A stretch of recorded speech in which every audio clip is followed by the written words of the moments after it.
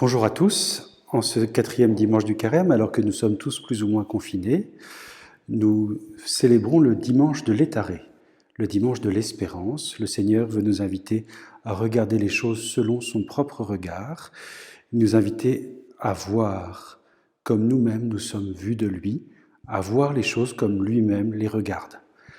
Dans cette liturgie, nous célébrons habituellement avec les catéchumènes le jour où la foi vient ouvrir leur regard à l'image de l'aveugle-né de notre Évangile. Nous sommes donc invités à voir comme lui-même nous voit. C'est ce que nous dit la première lecture du livre de Samuel, par laquelle le Seigneur nous dit qu'il connaît, il voit le cœur de David et il l'a choisi pour être son Messie et son roi. Dans la deuxième lecture, le Seigneur voit ce qui se passe dans le cœur des gens et ceux qui sont voués à l'activité des ténèbres, et il nous invite à passer dans le bon combat de la lumière. C'est tout le programme de notre évangile. Dans cet évangile extraordinaire, un peu long peut-être, j'espère bien que vous l'avez lu avant, voilà que les pharisiens vont eux-mêmes procéder à une longue enquête qui annonce déjà l'enquête par laquelle notre Seigneur sera crucifié.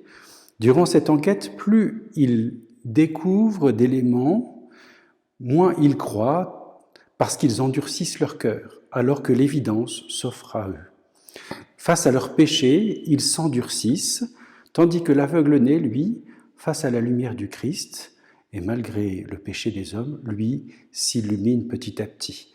Il va être plongé dans la piscine de Siloé, la piscine de l'envoyé, en réalité le véritable envoyé qui va illuminer son regard, c'est le Christ lui-même.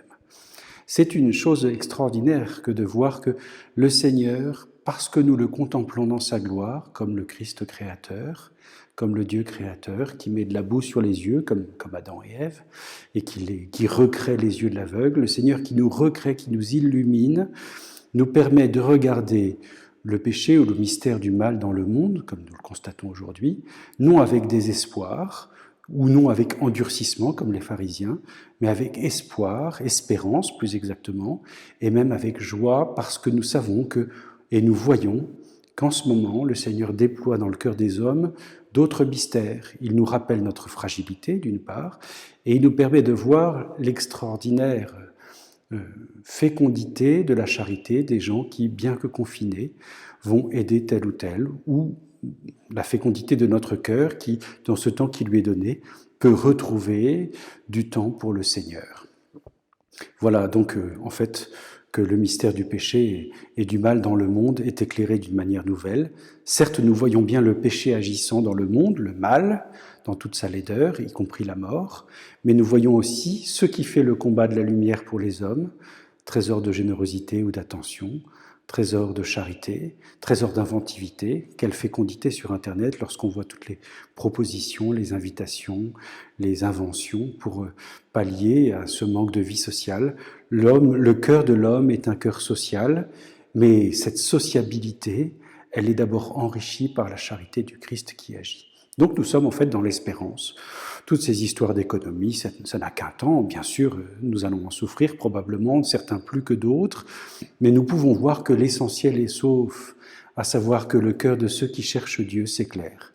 Par contre, le cœur de ceux qui s'endurcissent s'éloigne de notre Seigneur, et nous voyons aussi parfois, malheureusement, des choses assez pitoyables, mais nous-mêmes enrichissons notre cœur, Dieu nous voit là où nous sommes.